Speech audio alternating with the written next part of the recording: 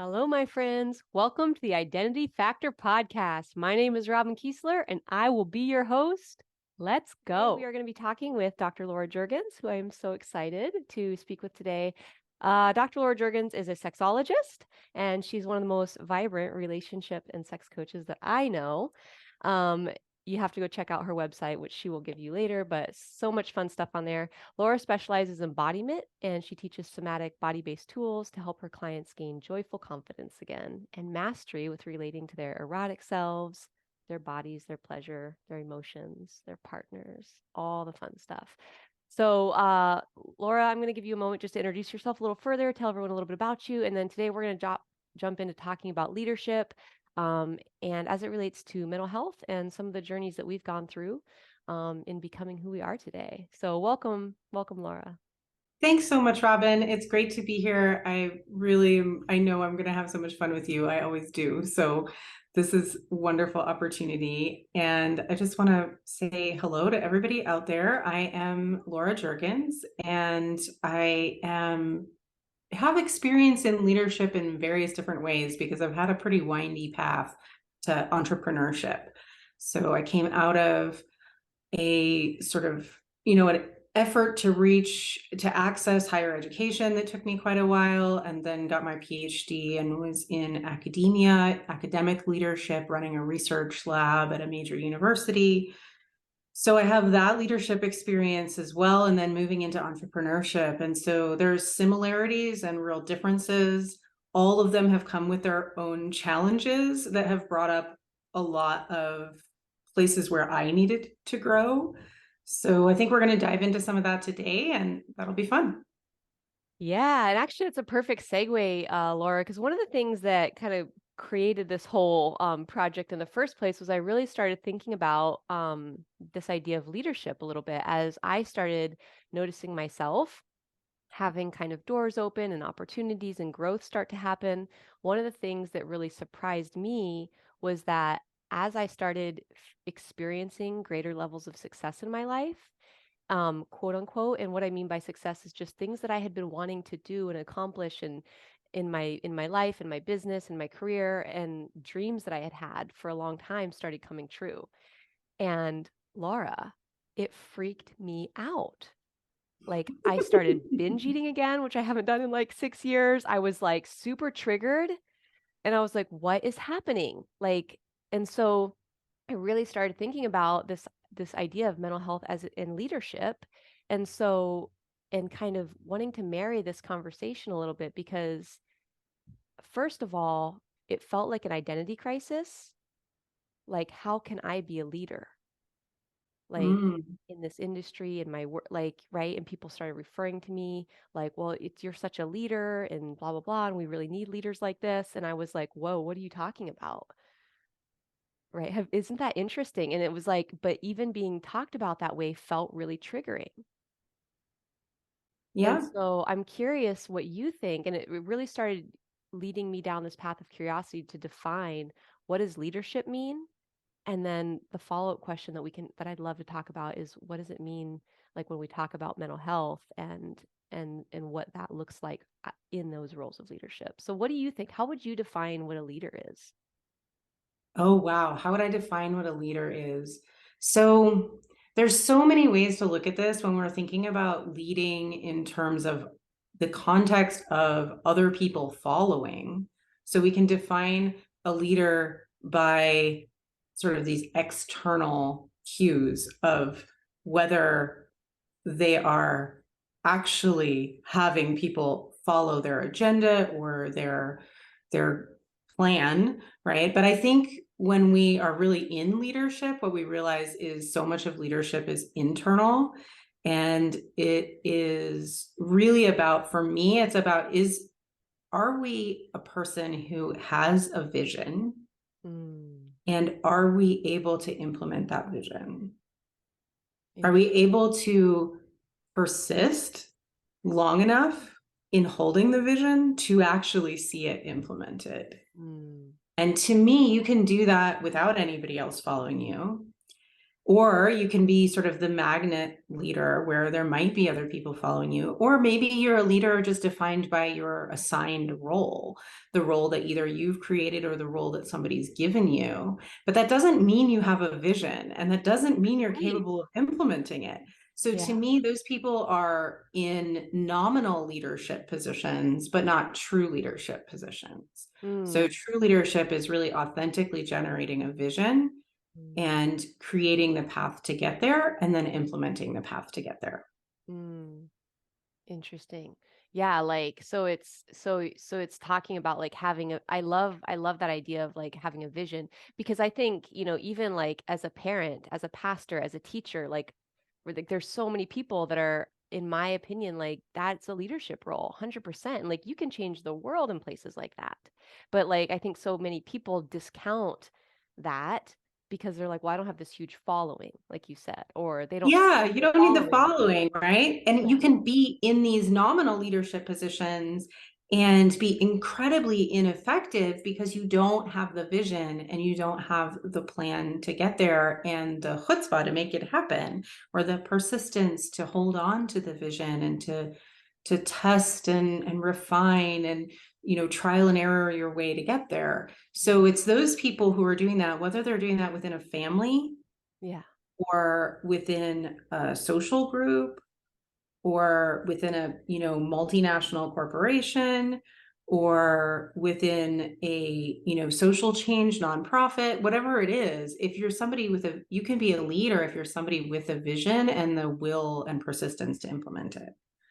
And I think part of implementing that vision too has to do with really being willing and having the courage to use your voice and to Oh, like absolutely. and to ask for help and to get other like there's so much that goes into that. And so I think that's where what a beautiful definition, right, of leadership as it applies to vision. And then now I'd love to dive in a little bit, Laura, to talking about okay, so I have this vision and I want Yeah. to implement it and I want to start like allowing myself to step into that identity, right? As a person that's creating this vision in my life and in the world. And now it's like, what happens when you do that? What are the things that Yes. we need to be prepared for? Because in my experience, Totally. it is not rainbows and daisies. No, it's often not. It really depends on where you're at in your personal journey and how authentic you're willing to be. I Mm, think there's a lot of people out there who would call themselves leaders, but ultimately what's happening is they're sort of shoving all of their insecurities under the rug and trying to sort of force themselves on to run or to like sort of outrun their challenges, their personal challenges and insecurities. This is a common way that people who are socialized as men show up in leadership is, well, I'm just going to suppress all my emotions and I'm going to actually try to sort of outrun everything by being in this like, goal orient like externalized goal oriented like goalpost kind of like let's just push it through as fast as possible so that nobody has to sort of notice all of the insecurity challenges that we have, yeah. right? And people, so there's a lot. So in my work, because I work with sexuality and relationships,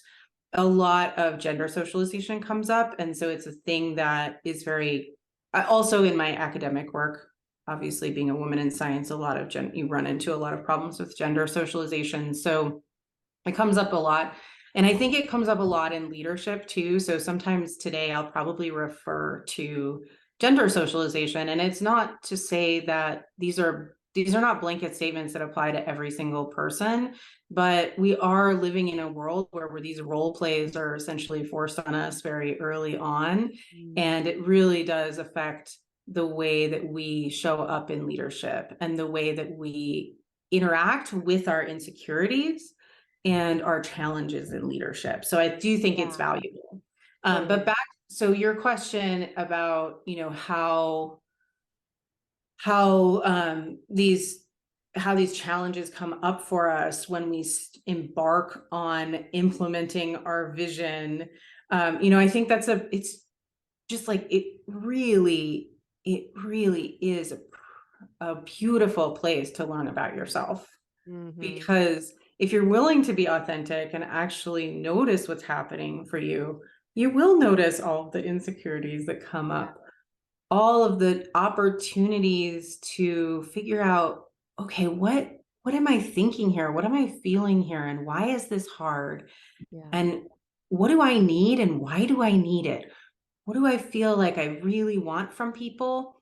How do I feel when they don't or can't give me what I want? How Right. do I feel about asking for help? How do I feel about delegating? Yeah. How do I resource myself through the process? How do I manage my emotional self while I'm managing my time while I'm implementing all this vision stuff? How do I have confidence in my vision as I move forward? Maybe it was a great idea. I wanted to create this thing I thought was going to be amazing for the world. But 2 months in, I haven't made any money. And I've decided that maybe this wasn't such a good idea, right? So Yeah. there's all these sort of crises along the way that I think are beautiful opportunities to learn more about ourselves and help ourselves be better leaders for other people who face the same challenges. Mm. So let's dive into that a little bit. What would you say have been some of your most significant, like mental or emotional health challenges, right? Like when you talk about mental health or emotional health, like what have been the challenges that you have noticed the most along your journey? Yeah, so I had a lot of early trauma in my life, and I was severely depressed. So going into an academic role and leadership, really intellectual type of work, really it allowed me to escape in some ways. So I used it to sort of kind of try to outrun some of my mental health challenges, to try to outrun the depression and to try to force myself into massive amounts of productivity so that I could earn some level of self-esteem and approval from myself. Mm, And eventually that sort of ran out. mm, You keep changing the goalpost on yourself. Well, if I get this degree, I'll feel good about myself and secure. Well, if I get this job, then I'll feel good about myself and secure. And well, if I get this, you know, level of income or whatever it is, this grant or this investment, then I'll feel good about myself. And we just keep moving the goalpost. So what I found was that I really needed to slow my roll and address the issues that were underlying the real lack of self-esteem and worthiness that I felt like I needed to overcome with productivity yeah. and with accomplishment. So that was a big part of it. I felt like you mentioned that I felt insecure with people looking at me as a leader. I didn't feel very confident that I was going to be able to get the type of position that I wanted. And at that time in my life, I was dealing with a lot of depression and I had medication for it, but not a lot of solutions for it. And I was just sort of like hanging on by my teeth. And every few weeks, I would have worked myself into a place where I just dropped and just had to like sit home on the couch for a few days and like dive into a bottle of wine in the middle of the day. Like it was not pretty. Hmm. And I didn't know how to recover and I didn't know how to soothe myself out of that. So there was a process for me of really deciding to learn the emotional skills Yeah. of addressing my emotion, processing my emotions. Coaching was exactly what I needed because years of therapy had done literally nothing. I just kept going and talking to somebody who basically acted like a brick wall Hmm. and didn't give me any tools back. I would go in with a shitty story about myself and I would leave with the same story about myself Hmm. and Yeah. it didn't actually help. So coaching and actually having active engagement and tools to learn how to regulate my emotions was what really made a huge difference for me and Yeah. allowed me to like find my own self-worth so that I could build myself around that instead of around my accomplishments. Right. And now I have accomplishments are like a fun bonus icing on the cake kind of thing, but just taking care of myself and existing in the world is Mm, plenty for me. yeah. Totally. That's it. Like, and that really has, I think, comes back to that statement you made earlier about, right? Like that leadership really is kind of an inside job. Like we so often measure it based on these external things, but it really all like starts and ends on the inside, right?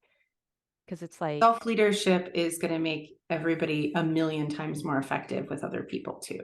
right, exactly. And two, as that ties into like the mental fitness piece, like I love what you said about, again, like having the tools, because it's like, I think so many people think about mental health as something that happens like when things are going wrong. Hmm. Like it's right. It's like, well, if I'm having a mental health, challenge, that means something's going wrong or something's not going right. And it's like, which I think is what was so interesting about me experiencing all these triggers in the face of growth and success, because I was like, oh, this is not just something that happens when life isn't going well. It actually can totally come up when life is going really well because it's an identity change, right? And that's Yes, triggering, I absolutely agree with you. right? Yeah, So and I think it fascinating. sometimes comes up more often when life's going really well because we finally have the space to deal with, because it gives us an opportunity. Like when we get a little bit of security, a lot of times all of a sudden all of the desires that we have kind of buried, all of the challenges that we've kind of run away from or repressed for most of our life, have an opportunity to say, oh, now's a good time. Now's a good time to Toss confront, this at her. to toss this at us, right? Yeah. It's like, oh, you have enough security to deal with this. Here you go. Here's a big mountain of stuff to Exactly. handle.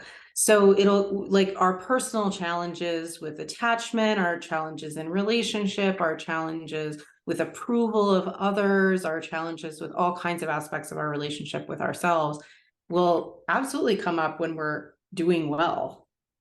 Totally interesting. Have you noticed that with coaching in your like relationship and intimacy coaching as well?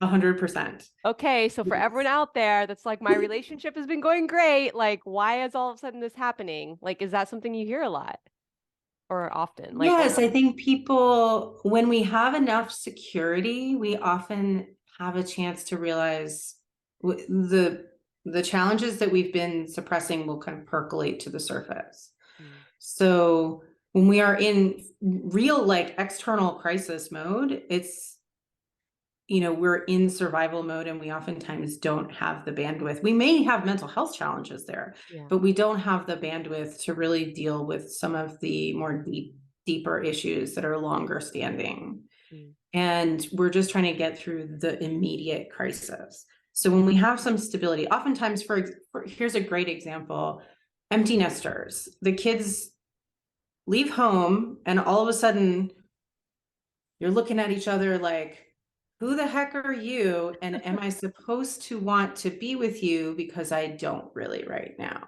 Like, I don't know you. I'm kind of tired of you. I don't really know myself. What have I been putting up with for the past 20 years? Like, there's just all this stuff comes up. And it's not necessarily because there's some really, like, fundamental problem in these two human beings being together, but there's all this, it's like a closet that you've just stored a bunch of stuff in for many, many years and you haven't opened for a long time, and all of a sudden you have time to be like, I'm gonna look in here, and it's like, oh god damn, that mm. was a lot. There's a big avalanche of resentments and not getting what we want, not knowing what we want, ways that we've capitulated and put ourselves in boxes, all kinds of stuff. Yeah. Well, what do you think about, so when we talk about the closet and all the stuff that's in there, like what would you say about the idea then of, so when we look at these challenges, mental health or emotional health challenges or triggers that start coming up, whatever the area of our life, how would you say that the things that you have gone through, how would you say that that has impacted your ability to show up and actually be successful in your life? The fact that you had the courage and the willingness to embrace those things, was there a benefit to that, even though it might have felt really scary and uncomfortable? Absolutely. I think I am in complete belief that the ways that I have been most challenged are the places that have allowed me the most growth in my life and my business. I am a I feel very capable now of dealing with all the parts of myself Mm, that I used to feel like I had to shun or shut down.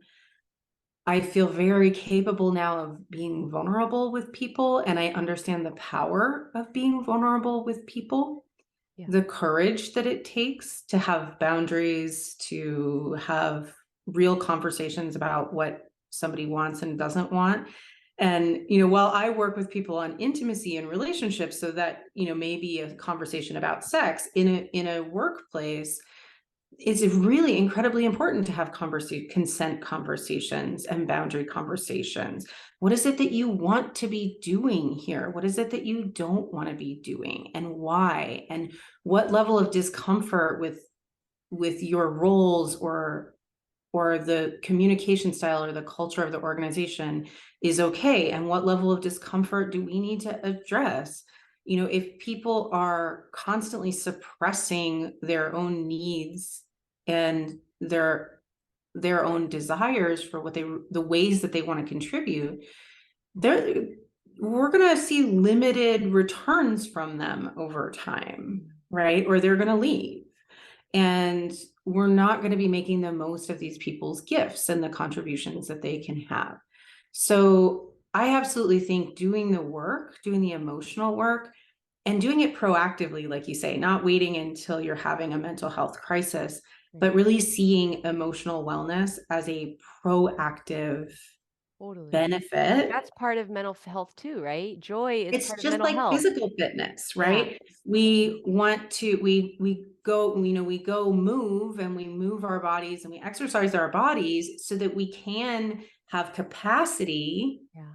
in our lives to accomplish. We can lift our groceries, or we can Yeah. play with our kids in the way we want, or we can go on the type of active vacation that we want. We don't just sit around and then wait until we can't do it and Right. try to fix it. Then Yeah. that's not, I mean, you can do it that way and it doesn't work, right? Yeah. We need to Yeah. actually proactively be working on our emotional wellness, Yeah. really curious about ourselves. Yeah. And once we start allowing ourselves to be human and to be curious about ourselves and to find our capacity for emotional regulation, then we can really explore ourselves in a way that lets us relate to so many people so much Yeah. better, and be Yeah. so much better, such stronger leaders. Yeah. Hey, if you're enjoying this episode, I want to invite you to come join us on May 19th through the 21st for the Shadowside Leadership Summit. It's going to be an entire weekend where we're going to dive into these conversations around identity and leadership, around mental and emotional health, around how to support ourselves so that we can truly lead others in a more impactful way, that we also get to experience connection and joy along the journey.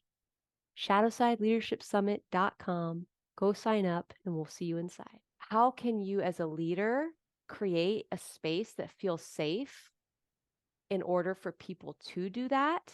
Whether that's as a parent, a partner, an entrepreneur, a business owner, like how can you, as a leader, create a space? Because this work is scary and it is uncomfortable and it can be really feel very vulnerable. And people can be, one of the things that I hear from people the most is they're like, if I open that closet, I'll never get out of it. Yeah. Like if I So go, the leader has yeah. to be leading in vulnerability. Mm. If you want to know what's actually going on in your family or your business, with your employees, or with anybody that you're with, anybody that you're working with, any sort of leadership roles that you're taking, if you want to ask for other people to be vulnerable and honest with you, you have to be way more vulnerable and honest with them.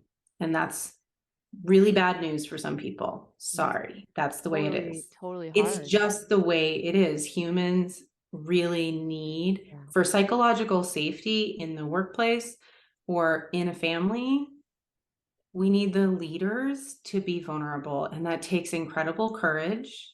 Yeah. And we have to learn how to speak vulnerably so we can communicate vulnerably with people. We have to learn how to speak like actually what our feelings are, and not at people, and not expecting them to fix them. And we don't want to try to fix other people's feelings. We want to really learn how to speak empathetically and vulnerably. So we're empathizing with feelings rather than trying to change them. We're not giving people the message that it's not okay for them to have their feelings. And we're Mhm. not giving ourselves the message that it's not okay for us to have our feelings. I'll tell you, when I have experienced people in leadership roles who are able to say, hey, this is really hard for me, and here's why, and this is how I feel about it, and this is how I feel about this conversation. That doesn't diminish them at all. To me, it actually builds trust, and it allows me to see them more as a leader because they're leading vulnerably. And Mhm. it can't be BS. People have an amazing BS radar. So if you're trying to be fake vulnerable, it just won't work, and it will usually backfire. So there's work that has to be done so that the leader themselves can learn how to do it, how to be vulnerable at a much higher level than the people they're trying to lead. Yeah, totally. Yeah, it's like that idea. It's again, it's like leading by example. And it's like, and I think again, that circles back to that internal versus external conversation, right? It's like so often we look at leaders and we measure them by the external results that we're seeing, but the only that those external results that you're seeing are 100% a byproduct of the internal work that that person has done. I mean, there are leaders I think that can manipulate the system, right? And that can Quite a pay lot of them, actually. a lot of them, right? So we do see that. We do see leadership Yeah. that's done in this way where it's just like it's corrupt and it's manipulative and it's based on lying. And so you can do it that way. But I don't think that's the kind of leadership we're talking about, right? That's not the we're talking about like heart-centered leadership that when you and you know the difference, you can feel the energetic difference, right? The leaders who are leading with love and vulnerability and power and vision, right? And when we look at, Martin Luther King or any of these people that we remember as great leaders, whoever that might be for other people, right? And it didn't mean that they were perfect or that they didn't have, biases or weaknesses or any of that stuff. But there's something about a leader, I think, that you can sense and feel, right? When it's coming from that place of a true vision for something beautiful that we truly do want. And I think Absolutely. that comes back again, it's that internal work. This person has done that internal work and they're sharing that heart that they have with the world. And so I think that is a really interesting kind of circle back to that same idea. That's what I was thinking when you said that. Yeah, absolutely. And I think what the difference is that when we lead that way, we get all this fulfillment from it. The leader themselves is, if you lead from heart, if you're a heart-centered leader, you get an enormous amount of fulfillment and connection from it. And if you don't, if you're trying to kind of either pretend to those things or kind of pull the wool over people's eyes, or sort of speed past them, without being authentic and vulnerable, then what happens is you miss out on, not only does your business have, I think, a lot more vulnerabilities, but you really miss out on feeling the fulfillment and the connection, because there's always going to be a part of you that knows that you're not really present, that your authentic self is hidden and scared. Mhm. So there isn't a deep sense of safety and satisfaction for those people. And you see them trying to get more and more in a way that feels puzzling and sort of like graspy, Yeah. right? Whereas from leaders who are really heart centered, you can feel that they don't need more. They will be creating something that is more for the world from a place of care and love, and at a pace that feels good to the people who are involved. What was the hardest part about doing that work for you? Like, So the first really big hurdle after I sort of discovered my process of finding self-esteem, which was its own hurdle, the first big hurdle with other people was boundaries. And I needed to learn the whole process of loving boundaries and kind boundaries, mm, and being able to say what was true for me, and being able to disappoint someone and allow them to be disappointed. And I still have to practice that. I have to practice all the time, mhm. knowing that I'm going to disappoint someone, knowing that they're going to feel disappointment with whatever I say or whatever my boundary is.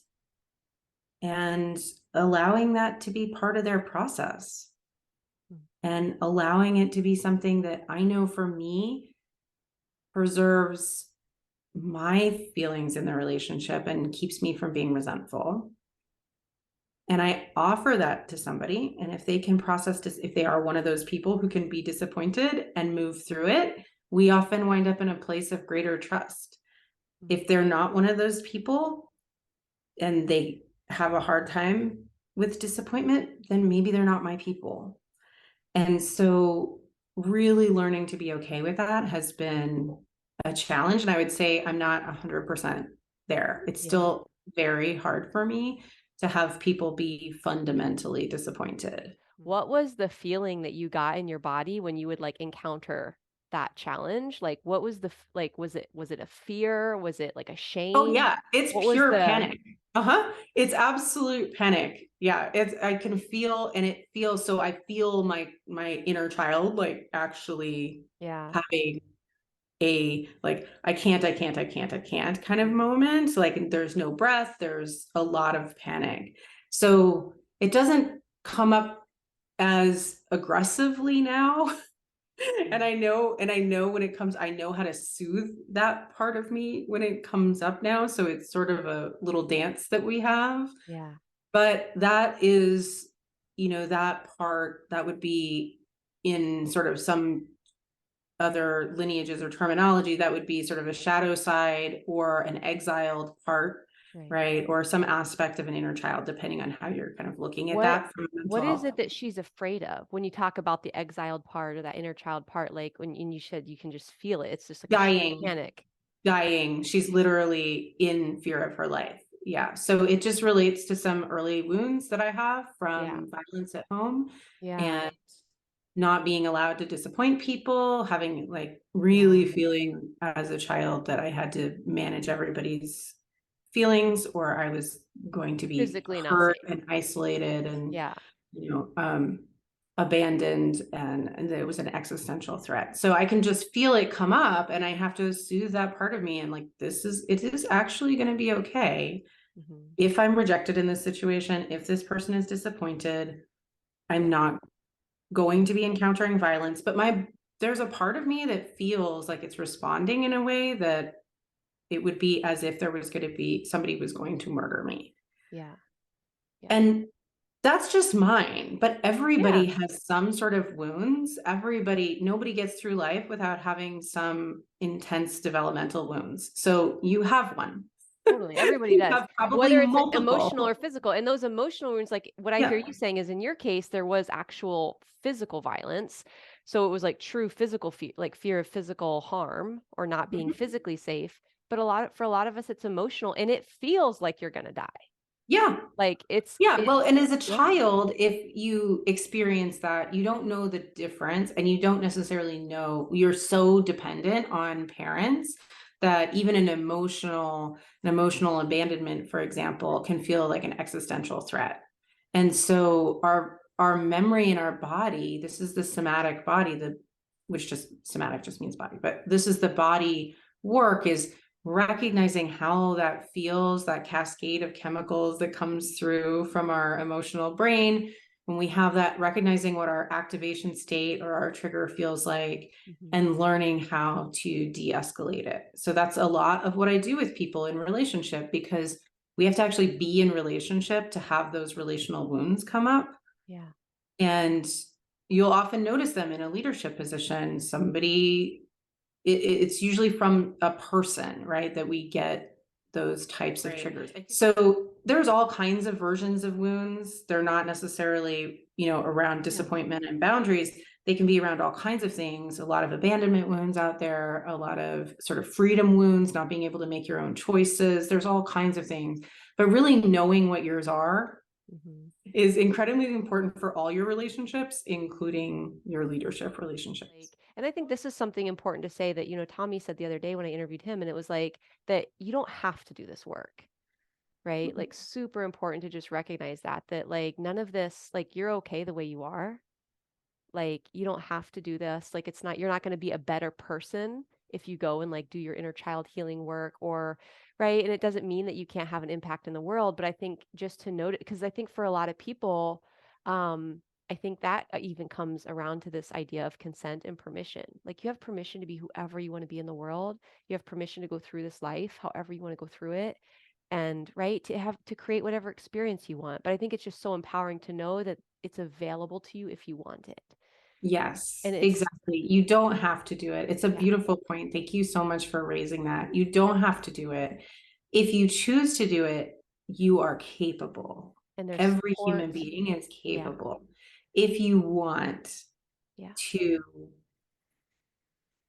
have more facility with your own emotions yeah, and have a better sense and of your own triggers and be able to communicate them to other people better in a way that respects everybody in the interaction, yeah, you can do that. yeah, So it's more that there's an invitation, and I wanted to make sure that everybody realizes you don't have to, but it's not a magical capacity. It's innate. You yeah, have this capacity. It may take you a while.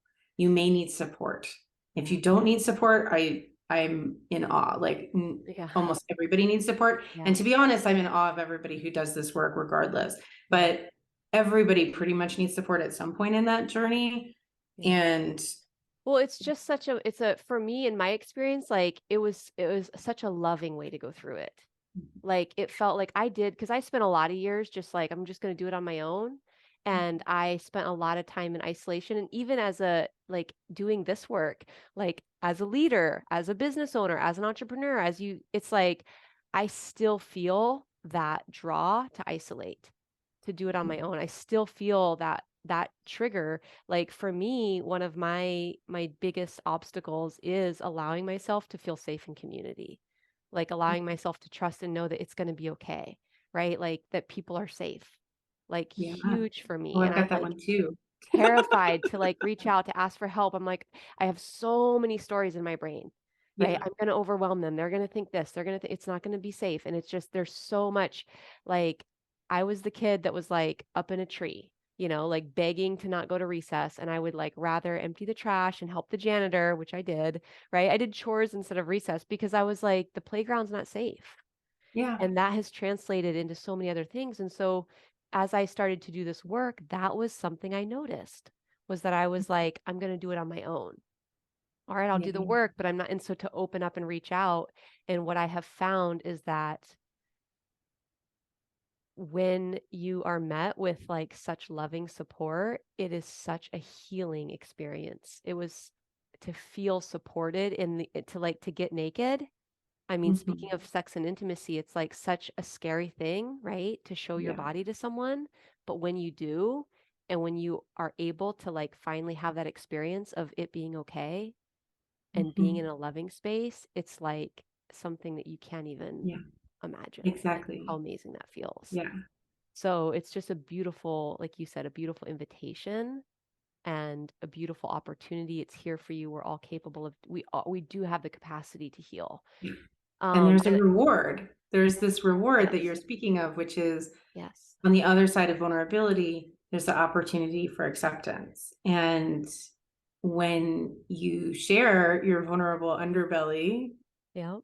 right, and somebody accepts you and Ooh, appreciates you for it and yeah, celebrates you for your courage, yeah. it's incredibly healing and So it's really powerful. profound and it's beautiful, looking at you, like, just in this moment, you've created this invitation for all these people to come play in your playground with you, Mm, and that must have been really vulnerable for you still because yeah, we don't yeah. lose our triggers, right? Oh, We I just still get feel a it. little more used to them. 100%. I still feel it. Yeah. And it's like you've done this beautiful thing and it will help people in the world. And I just want to celebrate you for that. Right. Mm, And it feels great to also be a person who can give that to somebody and we can do that for each other. We have this capacity and relationship to do that. yeah. And a lot of leadership is also about relationship. Yeah. So that's why so many people are so surprised at how the work I do translates to their leadership because Yeah. it's all about relational work. And Yes. it's And I it's think very it's all the same thing, like you said, yeah, about vulnerability, being naked. We're emotionally naked yeah, with other people, whether we want to admit it or not. yeah. And I think, talking about like how, when I asked you that question earlier, like, so how has stepping into that work and that vulnerability, how has it truly allowed you to be a more effective leader, a better leader really for the world? And I think really that circles back again to this idea of when you know how to do the work for yourself, you know how to create that space for someone else. Mhm.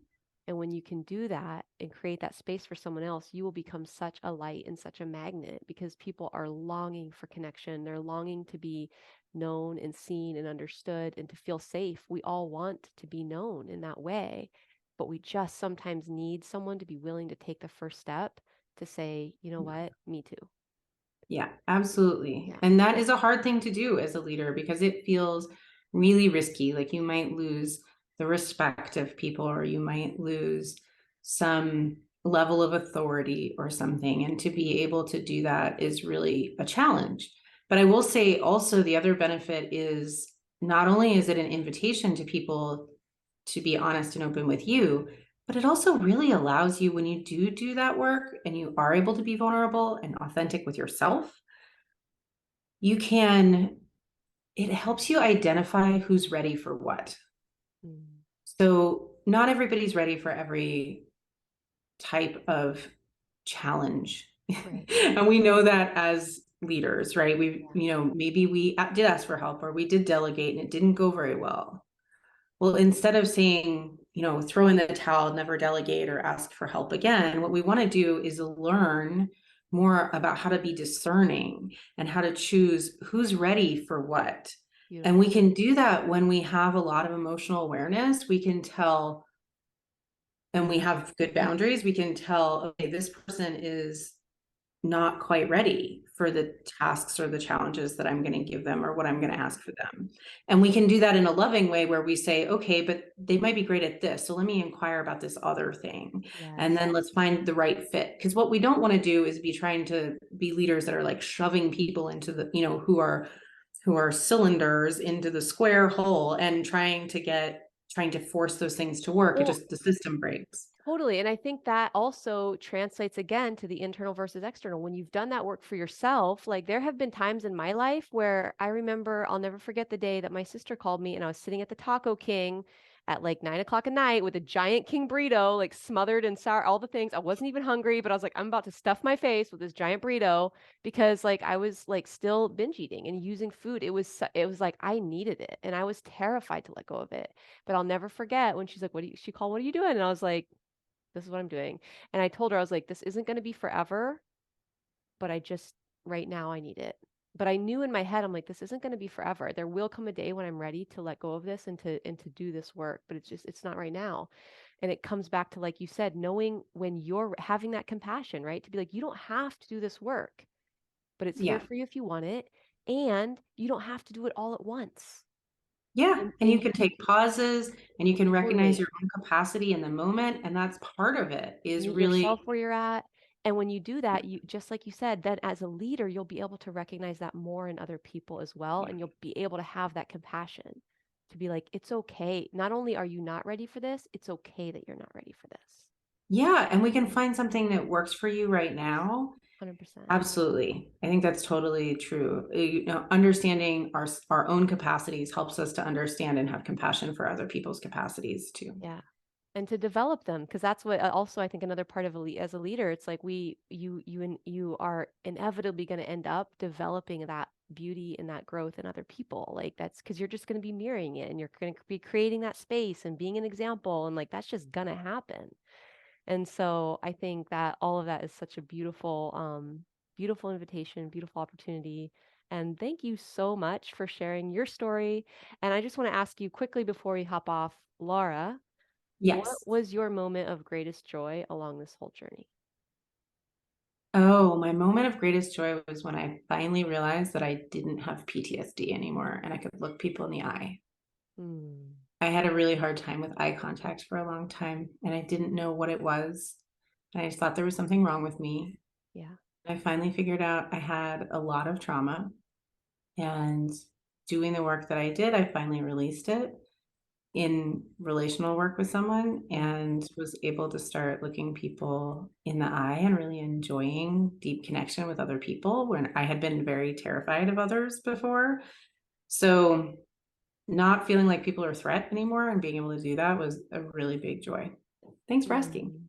100%. That sounds like, and how did that feel in your body? It felt freeing and alive. So I just got access to a big pile of aliveness that I didn't know that I had been missing before. I love that. It's so beautiful. Laura, how can people find you? So you can find me on my website. It's laurajurgens.com, and it's laurajurgens.com. And I have some fun free stuff there on, keys to giving and getting better touch and all kinds of events and learning and posts and fun things like that for people who are interested in having more pleasure and connection in their lives. Beautiful. I love it. Well, thank you so much for joining us today, Laura. This has been amazing and such a fun Thanks, conversation. Robin. You I are loved being welcome. here. If you enjoyed this episode, take a screenshot of it for me and share it on your favorite social media platform so that your friends can find out about it too. And in the meantime, I just want to invite you to remember that you are beautiful, that you are worthy, that you belong, and that you are powerful beyond measure. See you next time.